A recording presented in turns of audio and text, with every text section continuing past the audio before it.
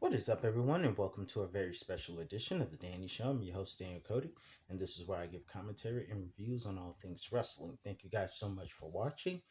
I would like to first start off by saying tonight's match opening for Friday Night Smackdown in Pittsburgh, not too far from WrestleMania 40, but tonight was a good match between LA Knight and AJ Styles. Now we're even. I don't think their rivalry is over by a long shot because we need to get a decisive victor, which means at some point, LA Knight and AJ Styles are going to have to duke it out again just to settle the rivalry because right now the rivalry is even and we need to get it settled. Excuse me. Now we had the Fatal 4-Way tag team match where, by the way, before I talk about the Fatal 4-Way tag team match, I don't know if you guys were paying attention, but there was a moment as A Town Down Under, or A Clown Under, no, A Clown Under came to the ring, and there was a barcode that came in, and it was similar to what happened with the White Rabbit situation with Bray Wyatt, God rest his soul. Does that mean Uncle Howdy is coming back to fulfill the legacy, to continue the legacy rather, of Bray Wyatt? Let me know your thoughts in the comments below because I did not get past that barcode that came in. I think Uncle Howdy is coming back to WWE. Nonetheless, a pretty good tag team match. We saw the New Catch Republic both go for moonsaults at the same time as Montez Ford went for a flying senton, which was the highlight of that match and almost the highlight of that night. Then we have Solo and what's his name? Toma Tonga, or is it Tonga Toma? No, I think it's Toma Tonga. Toma Tonga. I think it's Toma Tonga.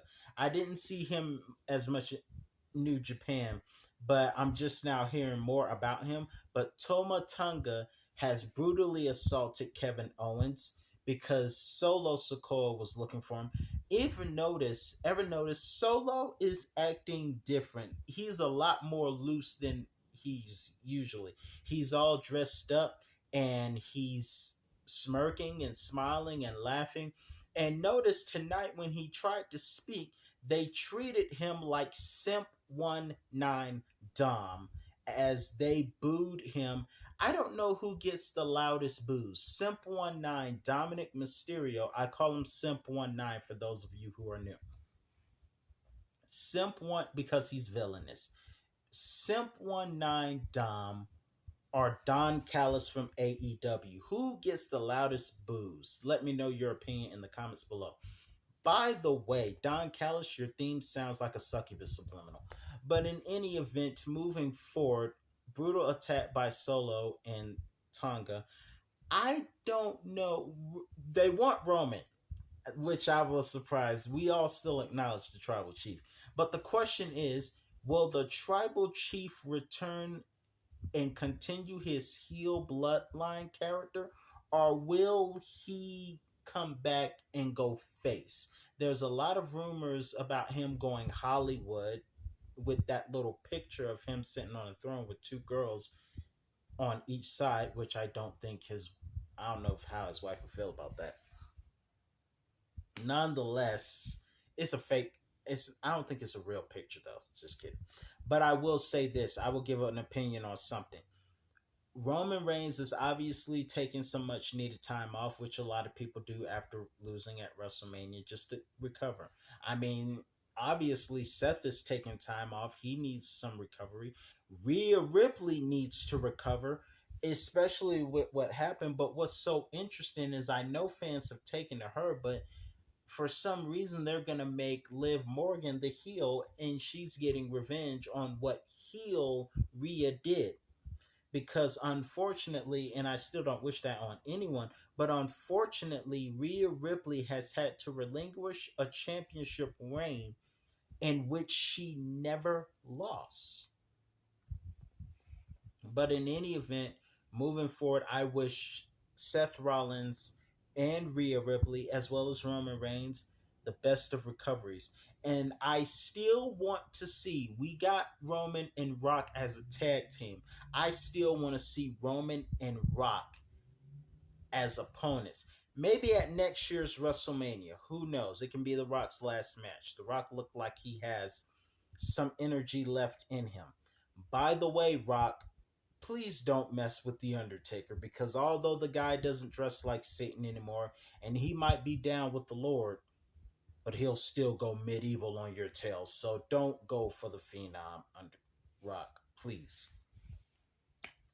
But in any event, moving forward, we have, after the tag team match, by the way, that was a nice championship title that was revealed in the tag team match. Very cool titles. It's almost nostalgic because it reminds me of my childhood and my elementary and middle school years, where, as well as high school years, where the blue tag team championships were on SmackDown and Raw had the world tag team championships. And it looks almost exactly like the same championships I grew up on, except without the blue lines on the championship. Moving forward, I still think those were cool titles. I can't decide which one's cooler, even though the Raw Tag Team Championships look almost the same as the Women's and WWE World Championship. And now it's the WWE Championship. So I'm really looking forward to the two Georgia boys like myself, Cody Rhodes and AJ Styles, two Atlanteans, fellow 404s, getting it on in France, representing Georgia and France. Great main event, interesting main event, should I say, although it was ruined by Bratty Tiffy as the Damage Control watch, but they were being watched and almost chaperoned by Jade Cargill and Bianca Belair. Now, even though I would love to see those two, it's a lot of fantasy matches I have for Jade Cargill, including Bianca would make a great match with Jade.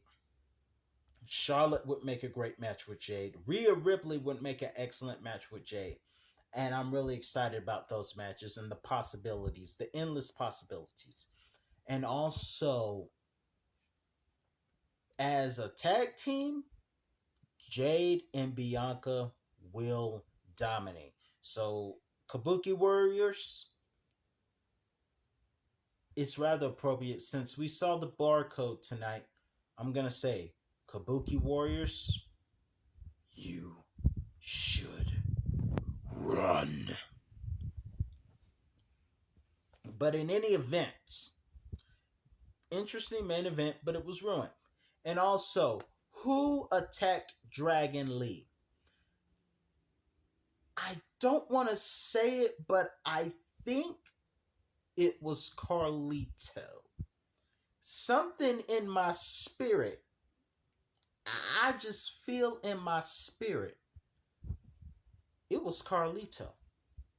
I don't know, but I just feel it down in my spirit. It was Carlito.